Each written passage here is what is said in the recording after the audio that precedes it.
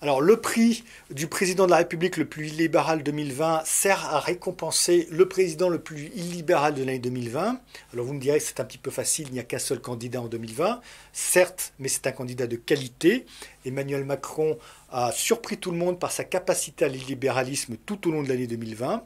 En quatrième position, je propose ce tweet d'Emmanuel Macron en quatrième position du président le plus libéral, je propose ce tweet d'Emmanuel Macron qui fait un immense contresens sur les termes de capacité et de liberté.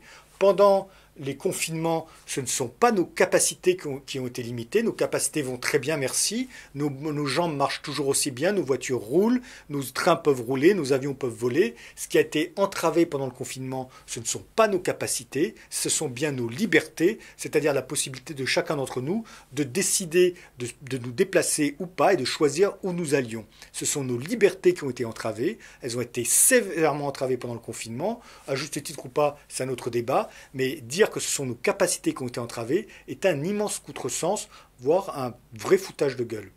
En troisième position, il y a la sortie d'Emmanuel Macron sur le fait que nous soyons progressivement habitués à être une société d'individus libres.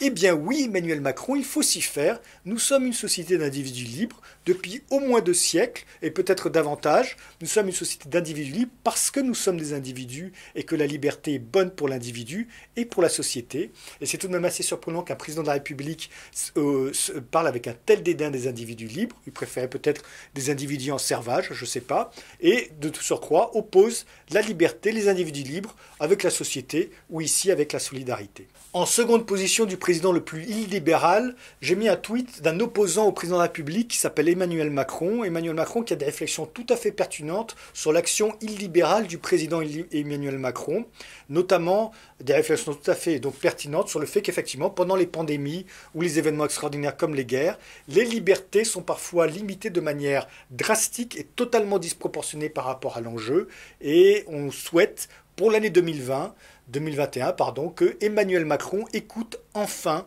Emmanuel Macron. Et en première position, j'ai mis ce tweet-là parce que je trouve qu'il est assez ambigu finalement au vu de l'action d'Emmanuel Macron. Emmanuel Macron nous annonce fièrement qu'il est le garant de nos libertés.